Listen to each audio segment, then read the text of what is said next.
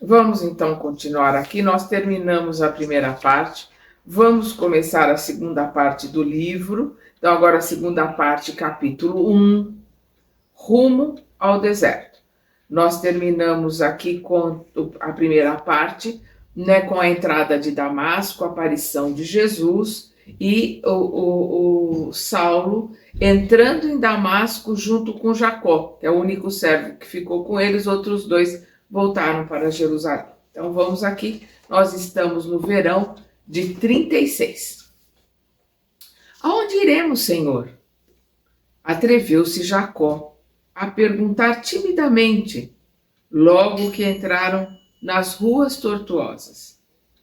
O moço tarcense pareceu refletir um minuto e acentuou: é verdade que trago comigo algum dinheiro.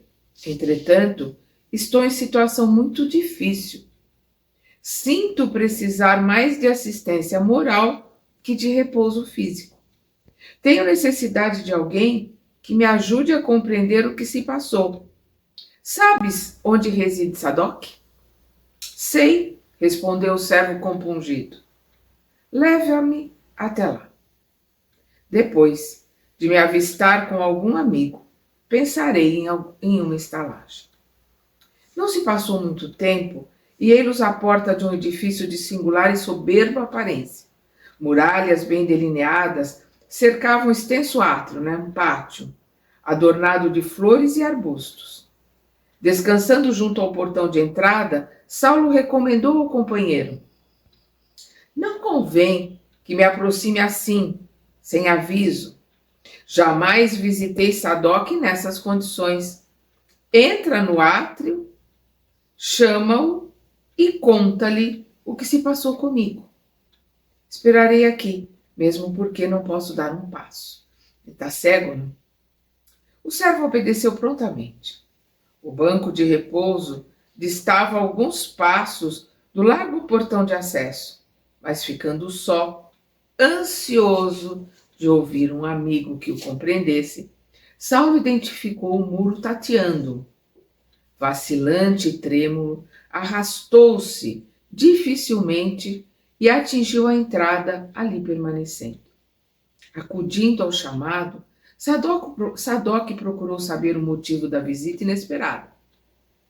Jacó explicou com humildade que vinha de Jerusalém, acompanhando o doutor da lei, e desfiou os mínimos incidentes da viagem e os fins colimados, os fins acertados. Mas, quando se referiu ao episódio principal, Sadoc arregalou os olhos, estupidificado, espantadíssimo. Custava-lhe acreditar no que ouvia, mas não podia duvidar da sinceridade do narrador, que, por sua vez, mal encobria o próprio assombro.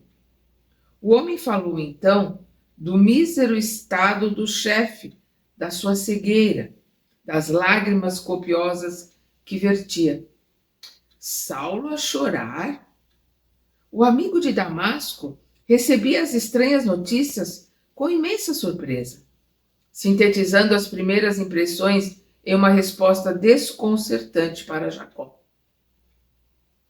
O que me conta é quase inverossímil.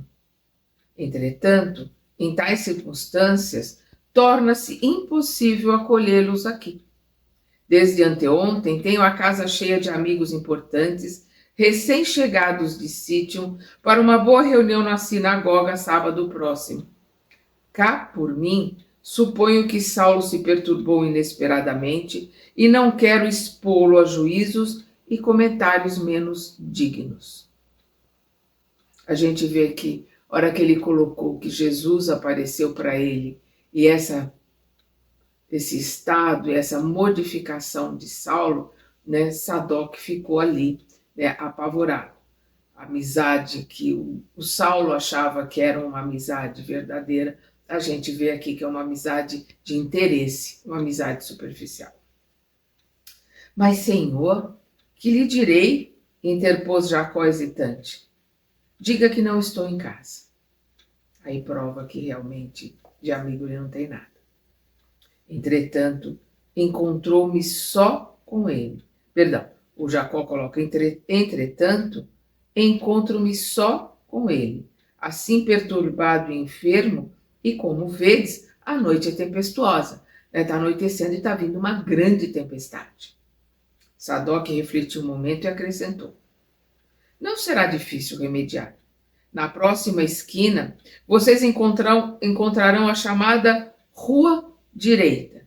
Isso existe em todo lugar, gente, até aqui no Brasil, que é a direita, né, do templo, a direita aqui no Brasil é a direita da igreja. A igreja principal, a Rua Direita, é saindo à direita da igreja. Então todo mundo sabe que aquela rua vai dar na igreja. Em todos os lugares tem a Rua Direita, lá também tinha.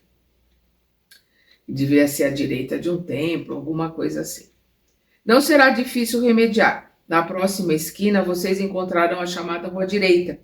E depois de caminhar alguns passos, encontrarão a estalagem de Judas, que tem sempre muitos cômodos disponíveis. Mais tarde, procurarei lá chegar para saber do ocorrido. E nós sabemos que ele não vai. Ele não aparece. Ele arranjou um jeito de se livrar da situação. Ouvindo palavras tais, que pareciam mais uma ordem que resposta a um apelo amigo, Jacó despediu-se surpreso e desanimado. Senhor, disse ao rabino, regressando ao portão de entrada, infelizmente, vosso amigo Sadoc não se encontra em casa. Não está? Exclamou Saulo admirado. Daqui lhe ouvi a voz, embora não distinguisse o que dizia. Será possível que meus ouvidos estejam igualmente perturbados?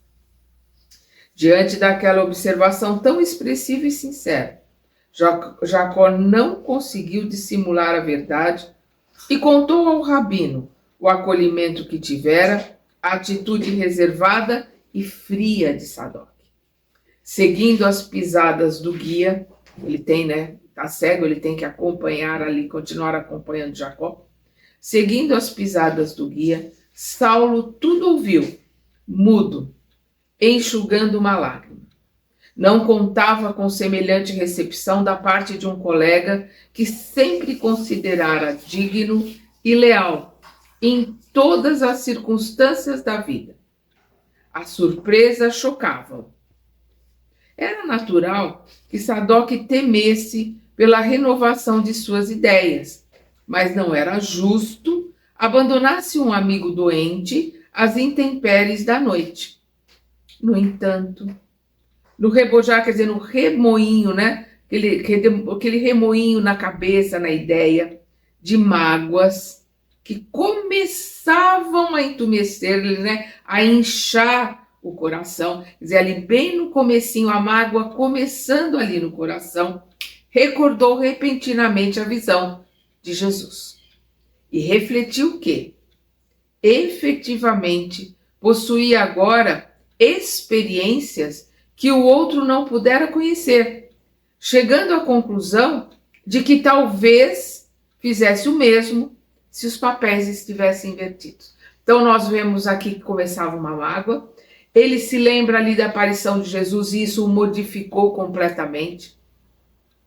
As reflexões que ele fez, né, porque só a aparição de Jesus não muda ninguém. Vamos lembrar Públio Lentulus, que Jesus esteve ali conversando com ele, não significou nada. Mas, ele lembrando ali de Jesus, todas as reflexões que ele fez, ele conseguiu se colocar no lugar do Sadoc, pensar que talvez ele fizesse o mesmo, e assim ele perdoou verdadeiramente. Esse é o verdadeiro perdão.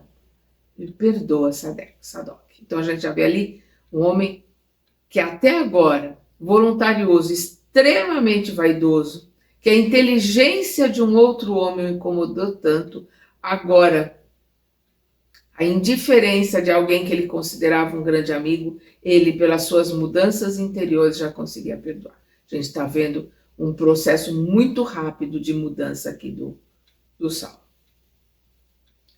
Concluído o relato do companheiro, comentou resignado. Sadoc tem razão. Não ficava bem perturbá-lo com a descrição do fato quando tem à mesa amigos de responsabilidade na vida pública. Além disso, estou cego. Seria um estafeiro, quer dizer, um doente, né? Um doente que precisa de cuidados, e não um hóspede. Essas considerações comoveram o companheiro, que, aliás, deixara perceber ao jovem rabino os próprios receios. Então, Saulo ali está percebendo o medo, né? O receio de Jacó. Nas palavras de Jacó, Saulo entrevira uma vaga expressão de temores injustificáveis. O procedimento de Sadoc talvez lhe houvesse aumentado as desconfianças. Suas advertências eram reticenciosas, hesitantes. Parecia intimidado, como se antivesse ameaças à sua tranquilidade pessoal. Nos conceitos mais simples, evidenciava o medo de ser acusado como portador de alguma expressão do caminho, né? Alguma expressão, algum sortilégio, né? Alguma bruxaria ali dos homens do caminho, que ele tem alguma coisa a ver com o que aconteceu com Saulo e ele ser preso, né? Ser apedrejado, é o medo dele ali. Na sua amplitude de senso psicológico, o moço tarsense tudo compreendia. Fora verdade que ele, Saulo, representava o chefe supremo da campanha demolidora, mas, de hora em diante, consagraria a vida a Jesus, assim comprometendo a quantos dele se aproximassem direta e ostensivamente. Sua transformação provocaria muitos protestos no ambiente farisaico. Pressentiu nas indecisões do guia o receio de ser acusado de algum sortilégio ou bruxedo, né? Bruxaria. Sortilégio é feitiço, né? Com efeito, depois de convenientemente instalados na modesta estalagem de Judas, o companheiro falou-lhe preocupado: Senhor, pesa-me alegar minhas conveniências, mas, consoante os projetos feitos, né, os projetos que foram feitos lá em Jerusalém, preciso regressar a Jerusalém, onde me esperam 2 filhos, a fim de nos fixarmos em Cesareia. Perfeitamente, respondeu Saulo, respeitando-lhe os escrúpulos. Poderás partir ao amanhecer. Aquela voz, antes agressiva e autoritária, tornara-se agora compassiva e meiga, tocando o coração do servo nas suas fibras mais sensíveis. Entretanto, Senhor, estou hesitando, disse o velho, já ferido de remorso. Estais cego, necessitais de auxílio para recobrar a vista, e sinto sinceramente deixar-vos ao abandono. Não te preocupes por minha causa, exclamou o doutor da lei resignado. Quem te disse que ficarei abandonado? Estou convicto de que meus olhos estarão curados muito em breve. Aliás, continuou Saulo, como a confortar-se a si mesmo. Perdão. Jesus mandou-me entrar na cidade, a fim de saber o que me convinha. Certo, não me deixará ignorando o que devo fazer. Então, aqui nós já estamos vendo a modificação e a confiança dele em Jesus. A certeza de que Jesus é o Cristo, né? É o Messias. Assim falando, não pôde ver a expressão de piedade com que Jacó o contemplava desconcertado e oprimido, né? Na cabeça do Jacó é coitado, agora ele enlouqueceu de vez mesmo.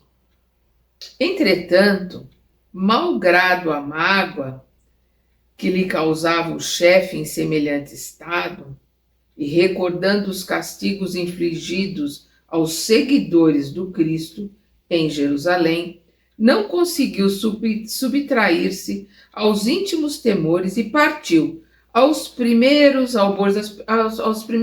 raios, né, da manhã, né, na alvorada, ele partiu, com medo do que poderia acontecer com ele. Saulo agora estava só. No véu espesso das sombras, podia entregar-se às suas meditações profundas e tristes. Ele usou esse tempo de cegueira, porque Saulo sempre foi cego, ele estava cego para a verdade. Então, o que aconteceu com ele, além de ter acontecido para que ele tivesse consciência da sua cegueira, é uma metáfora também a questão da cegueira de nós todos em relação ao mundo, né? E ele ali cego está podendo realmente se encontrar, está podendo verdadeiramente ver quem ele era, né? Como ele pensava, como ele agia, fazendo uma autoanálise para poder se transformar e aí sim, depois ter uma visão, mas uma visão verdadeira, uma visão que vai ajudá-lo e não uma visão que serviu ao orgulho, que serviu à prepotência até aquele momento. Então ele tá, digamos assim, num retiro interior de autoconhecimento para poder realizar as transformações que precisa. Saulo agora estava só. No véu espesso das sombras, podia entregar-se às suas meditações profundas e tristes. A meditação ali é fundamental para ele. A bolsa farta e franca assegurou-lhe a solicitude, a atenção, né, do estalajadeiro, que de quando em quando vinha saber de suas necessidades, mas em vão. O hóspede foi convidado a repassos nas refeições e diversões, porque nada o demovia do seu taciturno isolamento, né? Do seu sombrio, do seu triste isolamento. Então chamava-o para as refeições, para alguma diversão, alguma coisa. Ele não saiu do quarto e não se alimentou. Então ali foram dias de jejum e meditação. Aqueles 3 dias de Damasco foram de rigorosa disciplina mental, né? Jejum e meditação profunda. Sua personalidade dinâmica havia estabelecido uma trégua às atividades mundanas para examinar os erros do passado, as dificuldades do presente e as realizações do futuro, fazendo uma autoanálise do passado, do que estava acontecendo, as lições que ele estava recebendo ali e pensando no futuro. Perdão. Precisava ajustar-se à inevitável reforma do seu eu. Na angústia do espírito, sentia-se de fato desamparado de todos os amigos. A atitude de Sadoc era típica e valeria pela de todos os correligionários, quer dizer, de todos aqueles que pertenciam ao mesmo grupo, à mesma religião dele, que jamais se conformariam com a sua adesão aos novos ideais. Ninguém acreditaria no ascendente da conversão, né? Na subida, naquilo que vai crescendo, né? No fato dele estar se convertendo. Ninguém acreditaria no ascendente da conversão inesperada. Entretanto, havia que lutar contra todos os céticos, de vez que Jesus, para falar-lhe ao coração, escolhera a hora mais clara e rutilante do dia, né? O sol a pino, o sol do meio-dia, para que uma luz maior aparecesse para ele, maior do que a luz do sol do meio-dia. Um local amplo e descampado, né? No meio do deserto, e na só companhia de 3 homens muito menos cultos que ele, e por isso mesmo incapazes de algo compreenderem na sua pobreza mental, por terem pouco estudo, pouco conhecimento. No apreciar os valores humanos, experimentava a insuportável angústia dos que se encontram em completo abandono. Mas, no torvelinho das lembranças, destacavam os vultos de Estevão e Abigail, que lhe proporcionavam consoladoras emoções.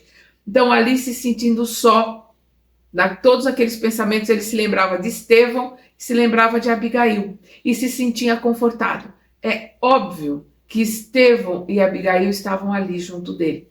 Ele não podia ter essa percepção, mas ele sentia o consolo, o amor, a tranquilidade e até a felicidade de Estevão, mas principalmente de Abigail, de vê-lo ali se convertendo.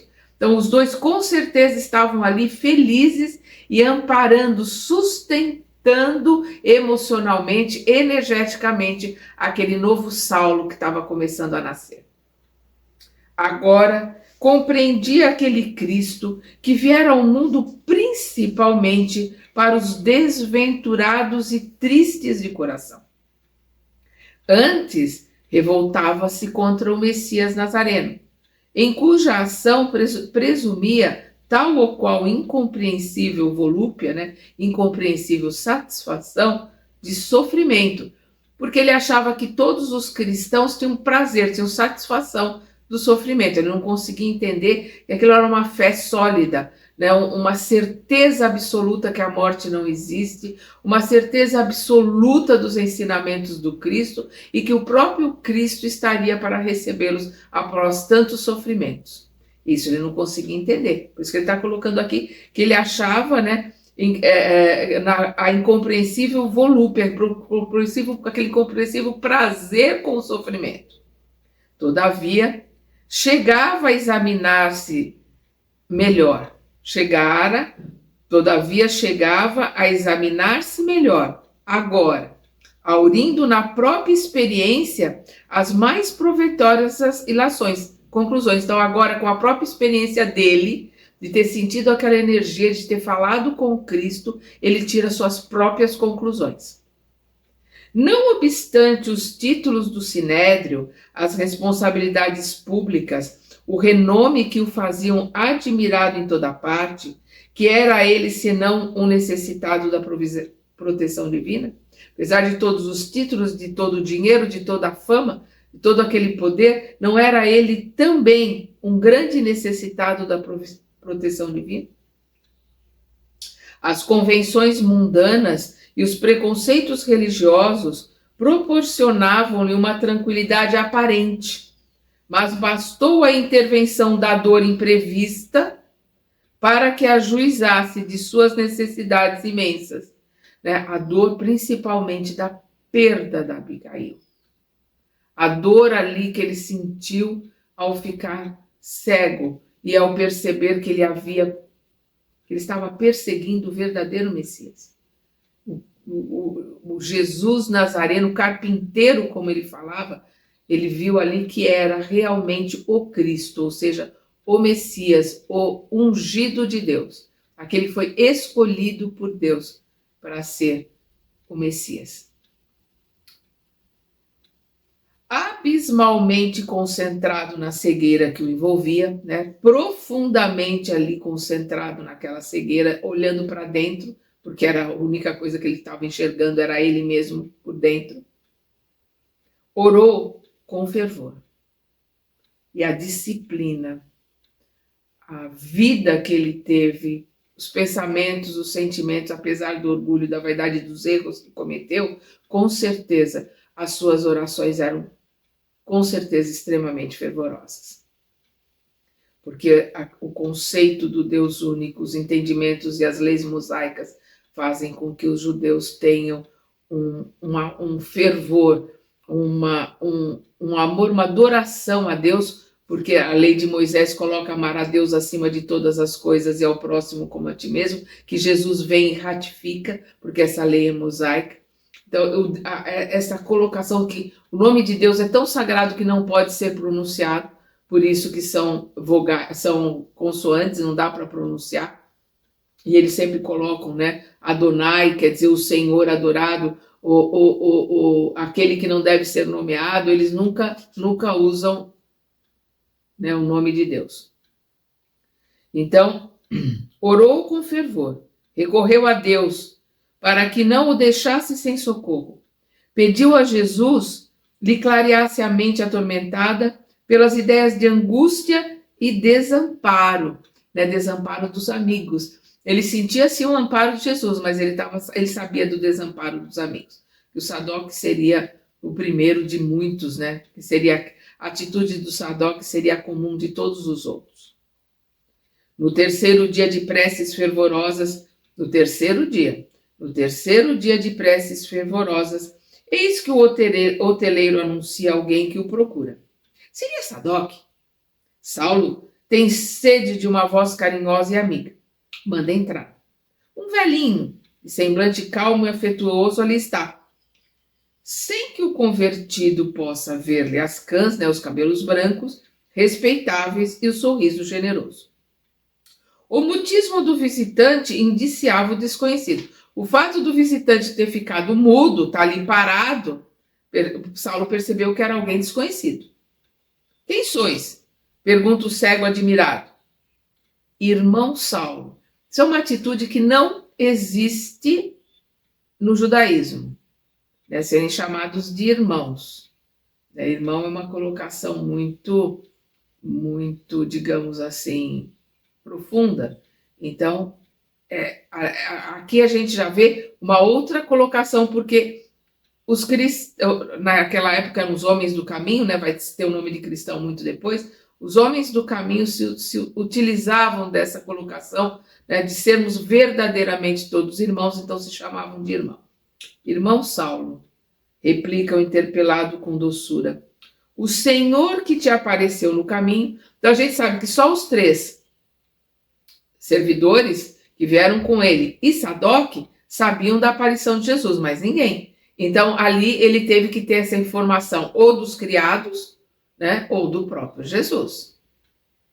Então, o Senhor que te apareceu no caminho enviou-me a esta casa para que tornes a ver e receba a iluminação do Espírito Santo, que aqui vamos lembrar nessa época, o Espírito Santo foi ter uma outra conotação, a partir dos anos 324, se eu não me engano, que é quando o Constantino coloca a religião cristã, porque aí são chamados de cristãos, como a religião oficial e obrigatória no Império Romano, e ele cria a Igreja Católica Apostólica Romana. Católico quer dizer universal. Então, a Igreja Romana Universal, dos apóstolos, ou seja, dos servidores dos cristãos.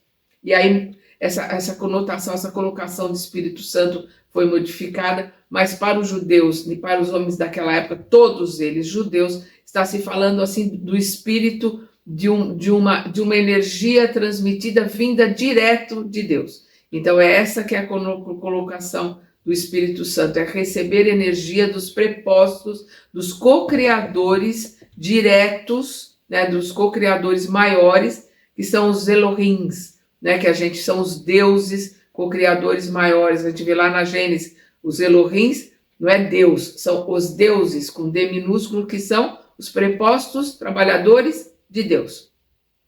Eles trazem essa energia, que vem de Deus. Então, recebas a iluminação do Espírito Santo.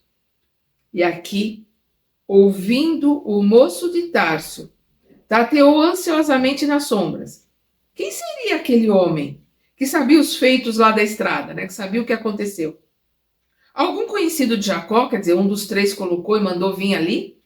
Mas aquela inflexão de voz enternecida e carinhosa. Ele percebeu. A voz carinhosa, o tom de voz, o meu irmão, irmão Saulo. Vosso nome? Perguntou quase aterrado. Ananias. E aqui, que era o homem que ele vinha buscar para prender e matar. Vamos entrar em Atos, porque nós vamos ver todos esses acontecimentos em Atos dos Apóstolos. E aqui nós vamos ver um trecho de Atos, capítulo 9. Nós vamos ver do versículo 10 ao versículo 17.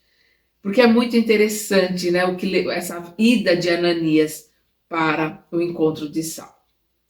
E aí nós vamos aqui, no versículo 9, o anterior, está lá. E esteve 3 dias sem ver e não comeu nem bebeu. Aqui no Atos dos Apóstolos, versículo 10. E havia em Damasco um certo discípulo chamado Ananias. E disse-lhe o Senhor, em visão, Ananias. E ele respondeu: eis-me aqui, Senhor. E disse-lhe o Senhor: levanta-te e vai à rua chamada direita, e pergunta em casa de Judas por um homem de Tarso chamado Saulo, pois eis que ele está orando. E numa visão, né, aí o Ananias, e numa visão ele viu que entrava um homem chamado Ananias e punha sobre ele a mão para que tornasse a ver. E respondeu Ananias: Senhor, há muitos ouvi acerca desse homem. Quantos males tem feito aos teus santos em Jerusalém? E aqui tem poder dos principais dos sacerdotes. Ele recebeu esse poder, né, dos sacerdotes para poder exercer o poder dele em Damasco. E aqui tem poder dos principais dos sacerdotes para prender a todos os que invocam o teu nome, né, o nome do Cristo.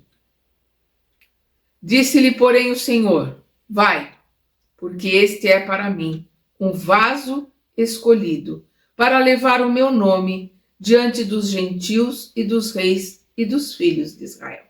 Então, essa colocação aqui de Jesus que Saulo é um vaso escolhido, a gente precisa entender que o vaso é para ser preenchido. Um vaso vazio não serve para nada.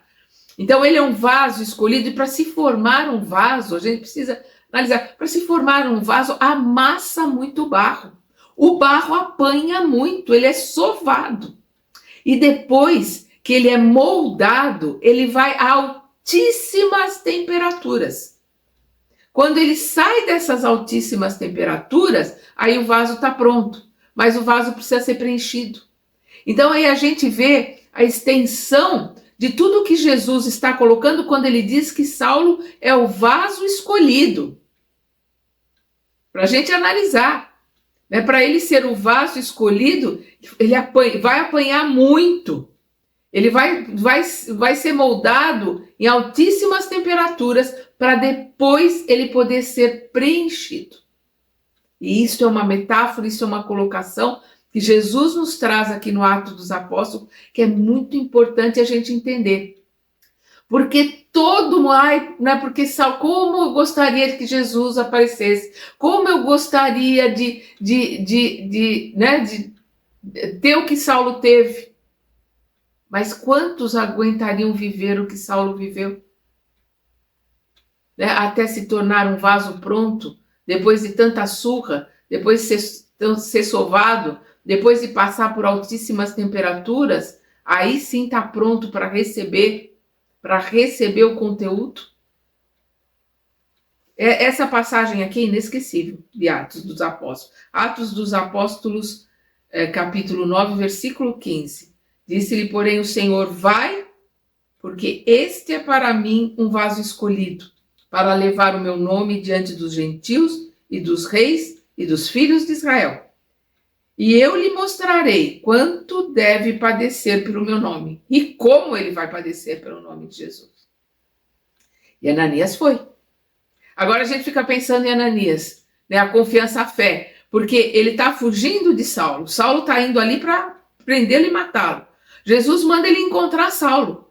E a gente fica pensando, mas como ele, né? Mas Senhor, é isso mesmo que o Senhor quer que eu faça? Né? O pensamento que a gente fica é esse, né? A fé e a confiança desse homem para ir lá encontrar com Saulo. E Ananias foi e entrou na casa e, impondo-lhe as mãos, disse: irmão Saulo, o Senhor Jesus que te apareceu no caminho por onde vinhas me enviou, para que tornes a ver e sejam cheios do Espírito Santo. Então aqui a gente está no mesmo ponto aqui, quando ele fala, né, que é para que tornes a ver e recebas a iluminação do Espírito Santo. E aí Saulo pergunta: qual o teu nome? E ele responde: Ananias. A resposta era uma revelação. A ovelha perseguida vinha buscar o lobo voraz. Saulo compreendeu a lição que o Cristo lhe ministrava. O tamanho da lição, a fé e a confiança de Ananias de ter ido. E a lição que Saulo estava recebendo ali. Como ele mesmo diz, a ovelha perseguida vinha buscar o lobo feroz. Opa, desculpa aí, gente.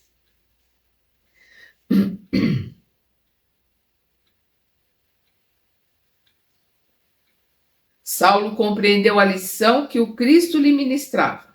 A presença de Ananias revoca-lhe, quer dizer, restitui à memória os apelos mais sagrados. Fora ele o iniciador de Abigail na doutrina e o motivo da viagem a Damasco, que foi ele que foi o iniciador, foi ele que converteu Abigail ao cristianismo, e por isso ele fez tudo para ir a Damasco, porque ele queria destruir esse homem que tinha feito com que ela acreditasse em Jesus. Então, por isso que ele diz aqui, fora ele, iniciador de Abigail na doutrina e o motivo da viagem a Damasco, onde encontrara Jesus e a verdade renovadora. Tomado de profunda veneração, quis avançar, ajoelhar-se ante o discípulo do Senhor, que lhe chamava eternamente irmão. Oscular-lhe, beijar-lhe enternecido as mãos benfazejas, mas apenas tateou o vácuo, sem conceder a execução do gratíssimo desejo.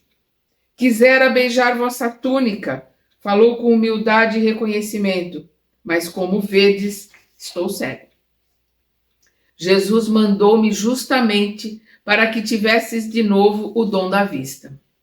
Comovidíssimo, o velho discípulo do Senhor notou que o perseguidor cruel dos apóstolos do caminho estava totalmente transformado. Ouvindo-lhe a palavra plena de fé, Saulo de Tarso deixava transparecer no semblante sinais de profunda alegria interior. Dos olhos ensombrados, pela sombra da cegueira, manaram lágrimas cristalinas. O moço apaixonado e caprichoso aprendera a ser humano e humilde. Jesus é o Messias eterno. Depus minha alma em suas mãos, disse, entre compungido, pesaroso e esperançoso. Penitencio-me do meu caminho. Está se entregando ali, como servidor de Jesus. Banhado no pranto do arrependimento sincero, sem saber manifestar o reconhecimento daquela hora, em virtude das trevas que lhe dificultavam os passos, ajoelhou-se com humildade. O Saulo de Tarso ajoelhou-se com humildade.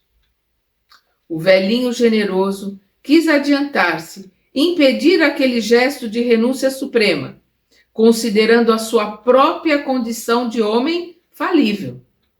Ele tem a consciência de que ele ainda tem muito, ele, Ananias, tem muito que ainda aprender, que ele é um homem falível e imperfeito, mas desejando estimular todos os recursos daquela alma ardente em favor da sua completa conversão ao Cristo, aproximou-se comovido e, colocando a mão calosa naquela fronte atormentada, exclamou: Irmão Saulo, em nome de Deus Todo-Poderoso, eu te batizo para a nova fé em Jesus Cristo.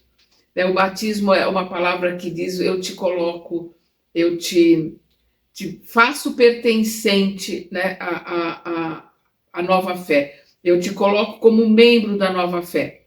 Por causa do João, que foi chamado Batista, fazer isso na água, as religiões passaram a usar o batismo como alguma coisa na água, mas a palavra e o entendimento dentro do judaísmo é a entrada, a presença, numa seita, numa igresia, que depois a gente foi usar o nome como igreja, numa assembleia, num grupo. Entre as lágrimas ardentes que corriam dos olhos, o moço tarsense acentuou contrito: Digne-se o Senhor perdoar meus pecados e iluminar meus propósitos para uma vida nova. Agora, disse Ananias, impondo-lhe as mãos nos olhos apagados, em um gesto amoroso, em nome do Salvador, peço a Deus para que vejas novamente. Se é do agrado de Jesus que isso aconteça, advertiu Saulo compungido, ofereço meus olhos aos seus santos serviços para todo sempre.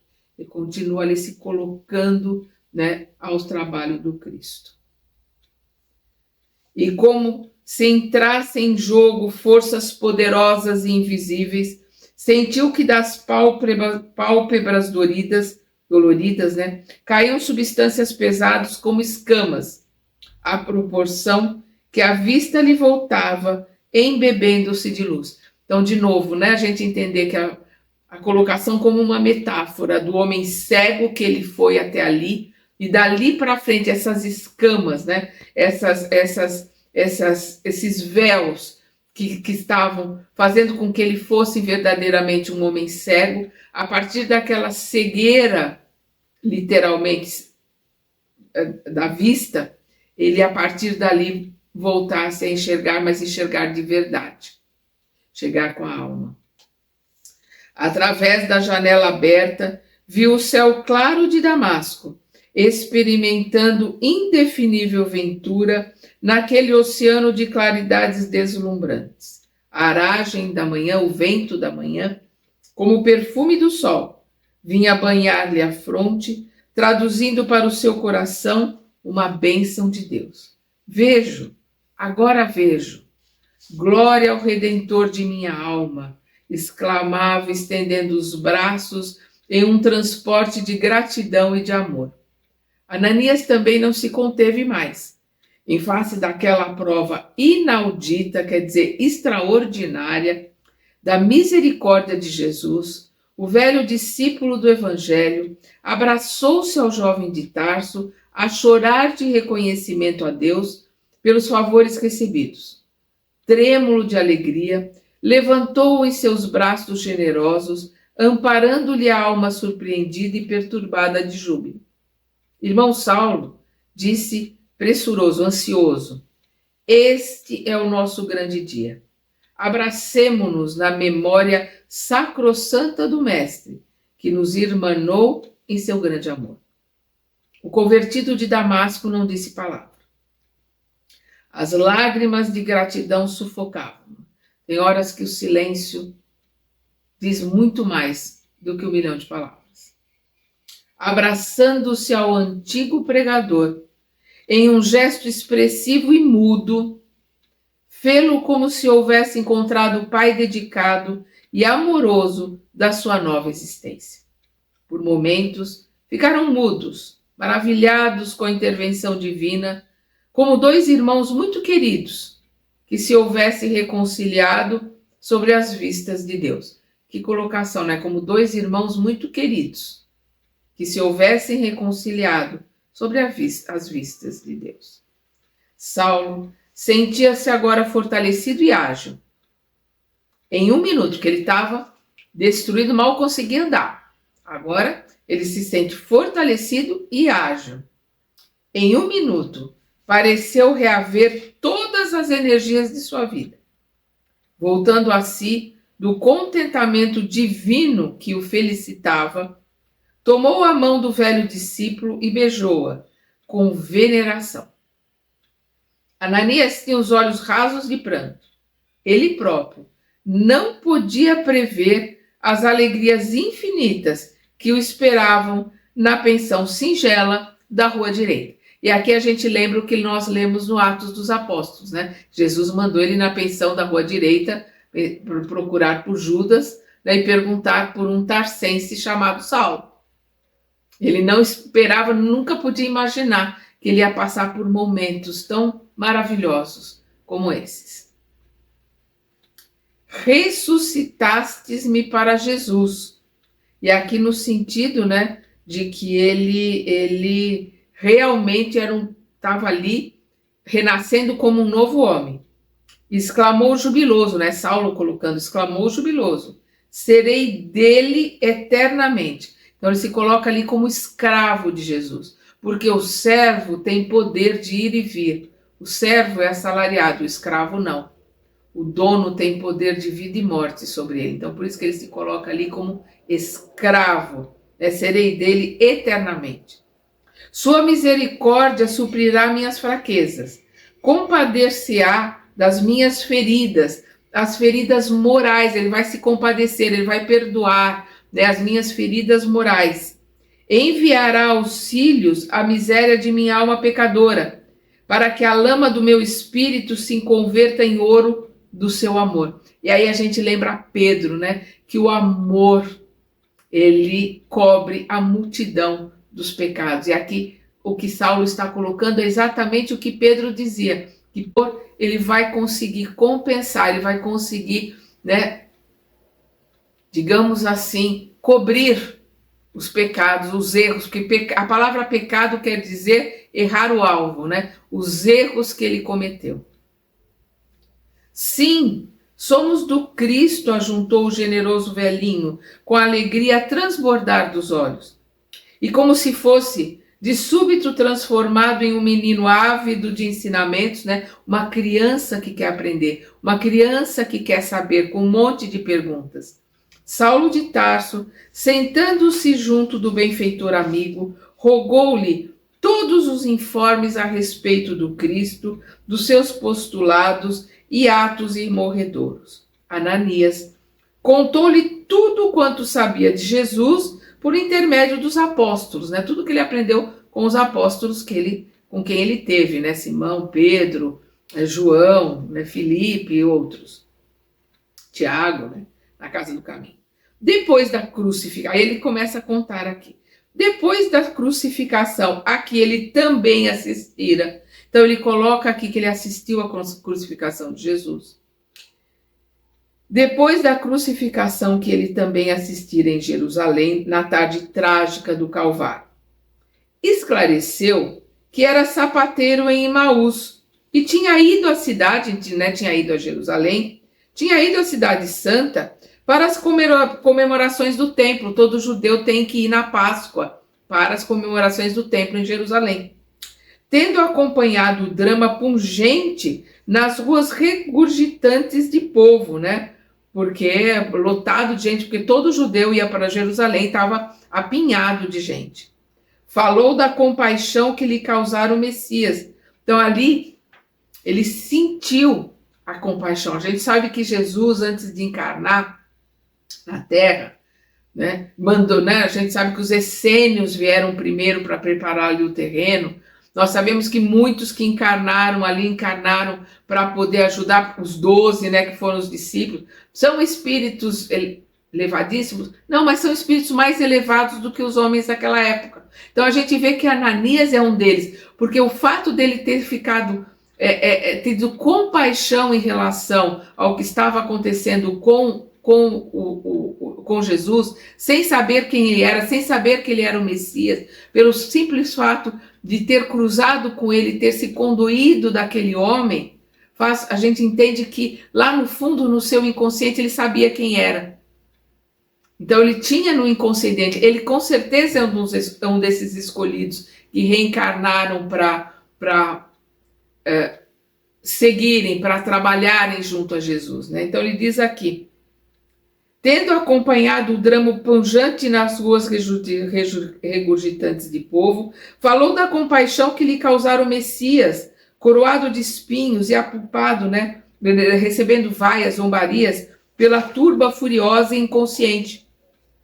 Profunda a emoção ao descrever a marcha penosa com a cruz, protegido por soldados impiedosos. Ele estava sendo protegido por soldados romanos, eles eram impiedosos, mas se deixasse a turba acabava com ele antes mesmo dele ser crucificado. Protegido por soldados impiedosos da fúria popular, que vociferava, né, que gritava o crime hediondo. Curioso, pelo desenrolar dos acontecimentos, seguir o condenado até o monte. Da cruz do martírio, Jesus lançara-lhe um olhar inesquecível. Ele cruzou o olhar com Jesus e ele nunca mais esqueceu. Isso prova o quanto no seu inconsciente ele era assim, um homem preparado para entender a força desse olhar. Para o seu espírito, aquele olhar traduzia um chamamento sagrado que era indispensável compreender. Profundamente impressionado, a tudo assistiu até o fim. Daí a 3 dias, ainda sob o peso daquelas angustiosas impressões, eis que lhe chega a nova alvissareira, quer dizer, a notícia boa, de que o Cristo havia ressuscitado dos mortos, para a glória eterna do Todo-Poderoso. Seus discípulos estavam ébrios, embriagados de ventura. Então, procurou Simão Pedro para conhecer melhor a personalidade do Salvador. Tão sublime a narrativa, tão elevados os ensinamentos, tão profunda a revelação que lhe aclarara o Espírito, que aceitou o Evangelho sem mais hesitação. Então ele se reconheceu ali, ele aceitou de pronto, porque aquilo foi digamos, o beber de uma água que ele já conhecia, receber um ensinamento que de alguma forma ele já tinha. Então ele ali, conversando com os discípulos, ele aceitou na hora os ensinamentos do Cristo, sem hesitação. Desejoso de compartilhar o trabalho que Jesus legara, que Jesus deixou aos que lhe pertenciam, regressou a Emaús, dispôs dos bens materiais que possuía e esperou os apóstolos galileus em Jerusalém, onde se associou a Pedro nas primeiras atividades da Igreja do Caminho. Então ele vai se associar a Pedro nas primeiras atividades, ou seja, ele vai ajudar Pedro ali na Casa do Caminho, que eles vão montar. E a gente vê quando ele atendeu, Jesus coloca, vende tudo que tens, se desapega de tudo, pega a tua cruz e segue-me. É isso que Jesus coloca para aqueles que perguntavam como segui-lo. Então a gente vê que Ananias fez isso, foi lá, vendeu tudo que tinha, pegou a cruz, a sua cruz, aquilo que tinha por aprender, aquilo que tinha por transformar em si mesmo, e foi se encontrar com os apóstolos, foi ajudá-los ali a começar a assembleia, a igreja é a assembleia, aquela assembleia ali do caminho, aquela casa do caminho, que seria ali para ajudar todos os necessitados. A essência